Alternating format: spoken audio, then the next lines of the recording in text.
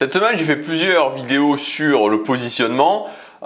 J'espère en tout cas que au moins ces vidéos t'auront convaincu d'une chose, c'est que le positionnement c'est quelque chose de vital pour la santé et la réussite de ton business en ligne de création de contenu. Si tu passes ce côté-là, c'est-à-dire que tu dis ok le positionnement, blabla, on verra plus tard, tu te vas au devant de gros problèmes. C'est-à-dire que le travail que tu fais aujourd'hui est peut-être du travail que tu fais tout simplement dans le vide parce que ça ne donnera pas de résultats et que tu vas t'en apercevoir dans 3 mois, 6 mois, 1 an, 2 ans et que là, ça sera la grosse désillusion.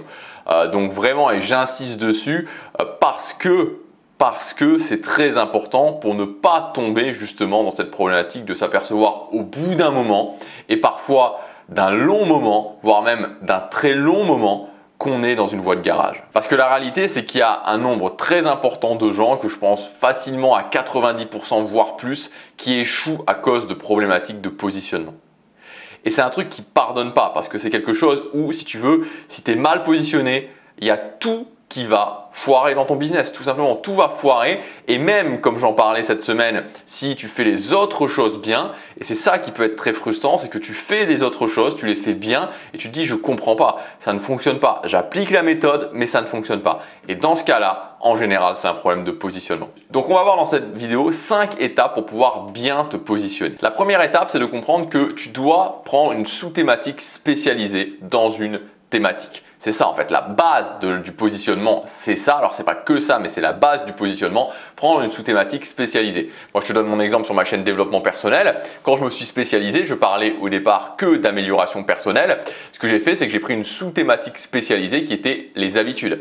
Si tu parles par exemple de vie sociale, tu vas prendre une sous-thématique qui est la séduction. Ou alors une sous-thématique qui est le fait de créer un cercle social. Donc le premier point, c'est de dégrossir finalement la thématique, la grosse thématique, et de partir sur quelque chose, une sous-thématique, voire une sous-sous-thématique. Le deuxième point, c'est de comprendre que le positionnement ne te limite pas dans les sujets dans lesquels tu peux parler. Parce que tu peux toujours partir de ton positionnement dans une vidéo et ensuite ouvrir sur d'autres choses. Mais c'est vraiment ton positionnement qui doit être le centre à chaque fois pour que ça revienne toujours au positionnement, toujours au positionnement, toujours au positionnement, toujours au positionnement. Si tu veux, par exemple, moi, sur cette chaîne Tribu, je suis positionné sur le fait de vivre d'une petite audience. C'est mon positionnement principal, vivre d'une petite audience. Et donc, vivre d'une petite audience, ça ne m'empêche pas de parler de tous les sujets. En fait, je peux parler de tous les sujets du business qui pourraient être les mêmes sur d'autres chaînes. Je pourrais même parler, pourquoi pas, de publicité Facebook, mais je l'applique à chaque fois à mon positionnement qui est le fait de vivre d'une petite audience. Le troisième point, c'est d'analyser la concurrence parce que t'es pas forcément, moi c'est ce que j'appelle les niveaux de positionnement. Il y a 4 niveaux de positionnement selon moi et suivant la thématique dans laquelle tu es et suivant la concurrence que tu vas avoir, tu vas pas avoir besoin de te positionner autant. C'est-à-dire qu'il faut aussi avoir une réalité par rapport à ça et voir qu'il faut toujours se positionner un petit peu, mais pas forcément à l'extrême. Donc là, c'est à toi de le déterminer en fonction du niveau de concurrence.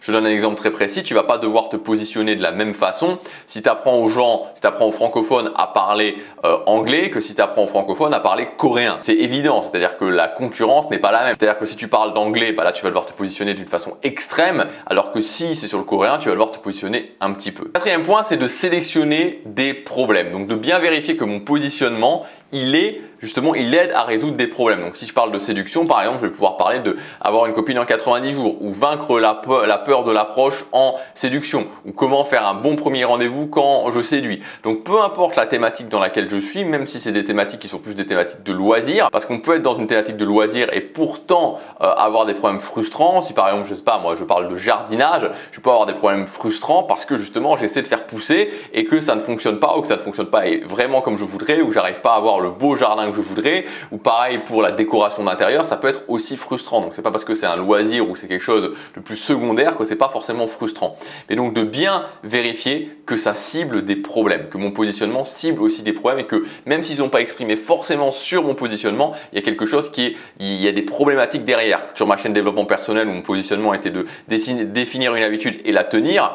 C'était quoi les problèmes qu'il y avait derrière? C'était le fait que si je ne mets pas en place des habitudes, je n'arrive pas à atteindre mes objectifs. Et enfin, le dernier point, c'est de relier ça à une autorité. C'est un petit peu le final au niveau du positionnement, c'est de pouvoir montrer que vous êtes capable, de pouvoir démontrer aux gens que vous avez une autorité dans ce que vous dites, dans ce que vous faites. C'est-à-dire que si j'apprends aux gens à parler coréen, voilà, je vais être capable. Des fois, c'est très simple. Des fois, c'est un petit peu plus compliqué. C'est-à-dire que si j'apprends aux gens à parler coréen, voilà, je peux prononcer des phrases en coréen ou alors je me filme avec d'avoir une conversation en coréen avec quelqu'un. Moi, au niveau des habitudes, je faisais une vidéo sur YouTube tous les jours. Donc là, il faut être assez pratique en fait pour démontrer son autorité. C'est-à-dire que je pense que souvent il y a des gens qui ont un problème par rapport à ça. Ils disent je sais pas comment je pourrais démontrer mon autorité parce qu'ils réfléchissent vraiment à des choses trop complexes. Ils sont vraiment dans l'overthinking par rapport à ça. Alors que souvent c'est des choses très basiques qu'on peut démontrer, qu'on peut faire. Et il y a toujours possibilité de démontrer les choses à partir du moment où on réfléchit vraiment en mode pratique. Voilà les étapes pour se positionner. J'espère que ça t'aura aidé. Si tu veux aller plus loin, tu as ma formation. Donc elle est disponible. Je ne sais pas quand est-ce que va sortir cette vidéo. Ouais, cette vidéo elle est disponible jusque demain. Demain soir, la formation, si tu veux y accéder, c'est positionnement rentable.